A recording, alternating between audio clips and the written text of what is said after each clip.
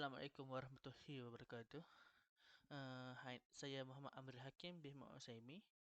Saya akan mempresentkan tajuk untuk CTU 552 Filosofi and Current Issue bagi untuk adalah sesat Haji Ghazali Othman dan artikel review tentang masalah undang-undang saya. Okay, pertama sekali pasal Al-Saiman adalah sesat Haji Ghazali Othman. Apa objektif kajian ini? Objektif kajian ialah untuk faham konsep ajaran sesat dan seni pentingkan diri serta ia boleh merosakkan akidah seseorang. Nombor 2, mengkaji asal-usul sesuatu, seni pentingkan diri dan bagaimana ia tersebar dalam kalangan masyarakat tempatan. Dan nombor 3, lebih mendalami tentang sejarah penubuhan dan asal-usul perkembangan ajaran sesat yang dikaji. Okey. Bagi pengenalan ialah semakin lama semakin terancamnya Islam dalam pelbagai sudut dalam menggugut konsep ajaran Islam. Konsep ini semakin lama semakin diubah sesuai oleh pengasas-pengasas yang tidak bertanggungjawab dan mewujudkan fahaman sendiri. Okey, fahaman ini dikenali sebagai ajaran sesat di mana ajaran ini telah bertentangan dengan konsep Islam sebenar. Terdapat pelbagai jenis ajaran sesat yang telah lama bertapak di Malaysia. Salah satunya ialah ajaran sesat Haji Ghazali Othman. Haji Ghazali ini merupakan satu ajaran sesat yang telah diwakilkan oleh pihak mufti agama di Malaysia. Okey. Antara ciri-ciri ajaran sesat Othman ialah ia berkonsepkan pada pengetahuan tasawuf. Berkonsep tasawuf yang merangkumi 4 syariat, tarikat, hakikat dan mahfrikat. Empat konsep. Syariat ialah yang pertama syariat. Orang Islam yang mengamalkan ajaran ini perlulah berzikir dan melakukan wirid pada setiap malam, termasuklah pada malam Jumaat. Yang kedua, hakikat mereka tidak perlu lagi berusaha berpuasa dan solat seperti kebiasaan kerana telah dianggap berjaya mencapai peringkat syariat dengan jayanya. Lepas tu, makrifat.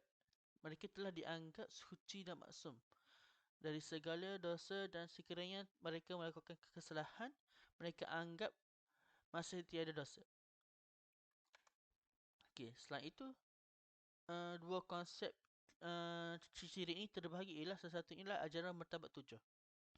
Ajaran martabat 7 merupakan ajaran dan fahaman yang dibawa oleh Haji Ghazali Othman dan diasaskan oleh seorang pemuda yang berasal dari Kuala Langat yang dikenali sebagai Hamzah bin MB. Hamzah bin MB merupakan seorang pemuda yang berumur 45 tahun dan memiliki 4 orang isteri. Antara ciri-ciri ajaran martabat 7 ialah Syekh Hamzah MB mengaku bahawa dirinya adalah satu mukjizat yang di mana diberi kuasa yang luar biasa yang dapat melihat hantu dan bergaduh dengan hantu. Sebab itu menggambarkan ilmu kebatinan dan diakui ilmu tersebut sama sekali tidak disalah di sisi Islam. Selepas itu mengaku dirinya boleh melihat apa yang berada di syurga dan di neraka serta dosa pahala seseorang. Lepas tu mengatakan ajaran dan aliran beliau adalah yang paling benar dan sekiranya terdapat sesiapa menentang dakwah tersebut yang dianggap sesat. Dan akhir sekali ialah Syekh Hamzah juga tidak pernah melakukan sembahyang Jumaat kerana ia menyatakan dirinya telah solat dan sembahyang di Mekah. Beliau lebih murni dan serta mulia berbanding imam-imam di lain.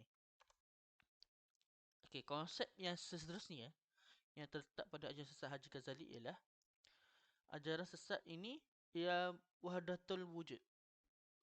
Ajaran sesat ini telah mendakwa sudah sampai kepada Allah Subhanahu Wa Taala dan mencapai darjat makrifat. Lalu mendakwa bahawa dirinya sebagai Tuhan kerana Tuhan wujud dalam setiap makhluk. Hasil dakwah itu mereka mendapat tidak perlu melakukan syariat dan ketaatan kerana mereka adalah Tuhan atau Tuhan yang sudah wujud dalam diri mereka.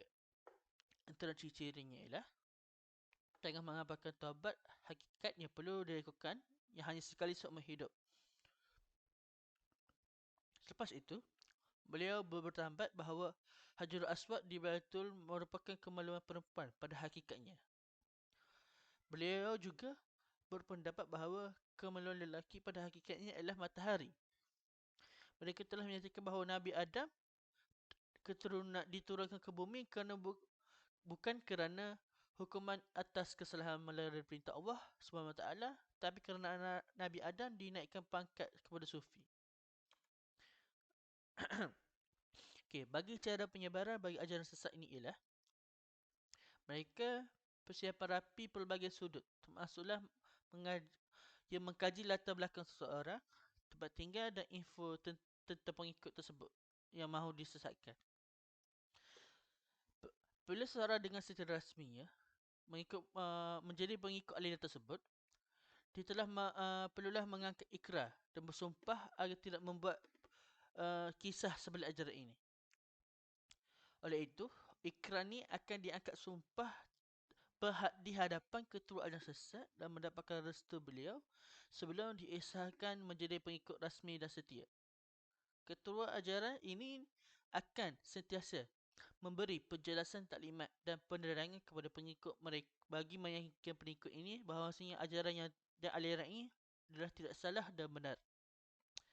Sekiranya seorang itu ragu-ragu tentang ajaran sesat ini, individu tersebut akan diberikan nasihat dan dimanusiakan minda mereka sehingga mereka akan ragu-ragu tentang Islam. Okey, bagi artikel review yang saya ulaskan ialah menangani ajaran sesat di kalangan umat Islam, perspektif undang-undang dan pentadbiran daripada Siti Zubaidah. Ini adalah sedikit tentang artikel review yang saya diulaskan. Okey, kita teruskan lagi. Apakah yang saya dapat dicungkilkan daripada tugasan ini ialah saya boleh dapat memberi beberapa komen terhadap artikel ini. Selain itu, rujukan yang sahih. Saya dapat input bahawa rujukan yang sahih seperti Atta yang sahih yang difatwakan oleh mufti. Selepas itu adalah kesan dan implikasi. Okey, kita teruskan lagi. Okey, komen terhadap artikel ini ialah terdapat beberapa komentar yang saya dapat rumuskan hasilkannya ialah penggunaan bahasa Melayu adalah salah satu aspek yang penting. Satu aspek yang penting bahawa bahasa penyampaian di mana bahasa Melayu itu adalah mudah difahami dan memberi impak kepada pembaca. Nombor 2, memberi pencerahan konsep dan isi kandungan ini dengan sangat jelas dan baik seperti dalam kewujudan sejarah ajaran sesat. Okey, ia juga menggunakan banyak rujukan tepat dan betul, malah berjaya menghuraikan isi-isi artikel kepada pembaca seperti fakta, konsep, terminologi tertentu dan faktor yang ditempatkan. Okey, ini adalah rujukan atau atta yang digunakan dalam artikel review tersebut. Boleh tengok 1, 2, 3, 4, 5 dan 6, 7 atta. Contoh, ini adalah contoh yang saya dapat cukikkan daripada artikel review tersebut. Okey.